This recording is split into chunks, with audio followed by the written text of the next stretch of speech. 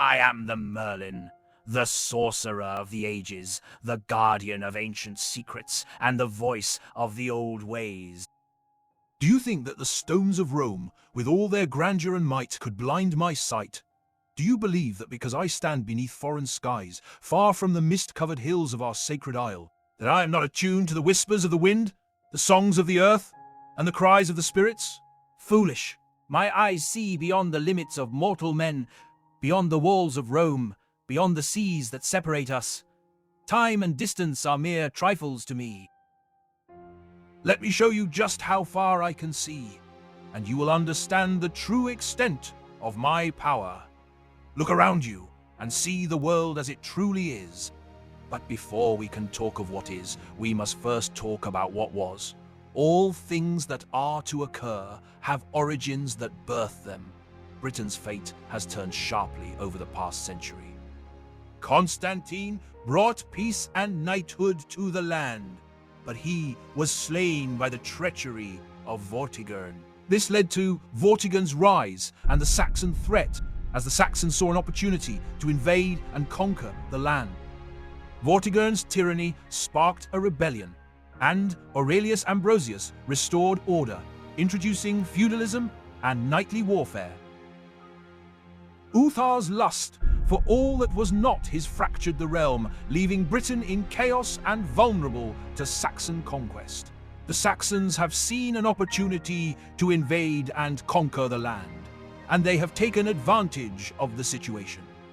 It is not just the Saxons who have their eyes on the fractured kingdom of Logres.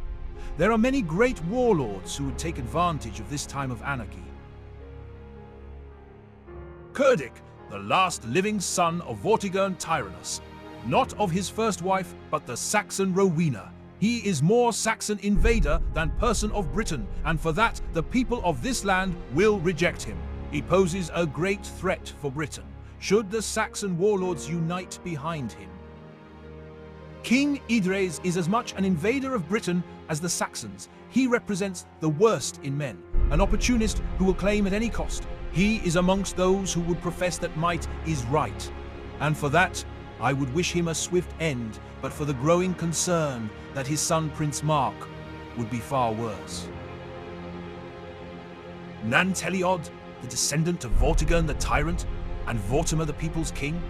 Of all the invaders of Logres, he is the most worthy. But most is not to say that he is right as a high king. The land will decide. It always does, for the land and the king are one. None should forget of Lot, a great North king from a line of great North kings. He is without fear, but for that of his deceitful wife Margals. With enough time, he will unite the North against Logres and settle a score that his people have been waiting generations to settle. But are those that still stand in place of a Logres king enough to hold the invaders at bay? It is uncertain. The Saxon invaders are powerful and numerous, and the Angles are also a threat. The land is vulnerable, and it needs a strong leader to defend it. If the land falls, the invaders will not stop until they have conquered all of Britain. Ulfius, the perfect duke, a dear friend to Uther. Despite his disdain for my presence, I can say that it was no fault of Ulfius's counsel that Uther let his nature consume him. I suspect he would run me through if he had the chance.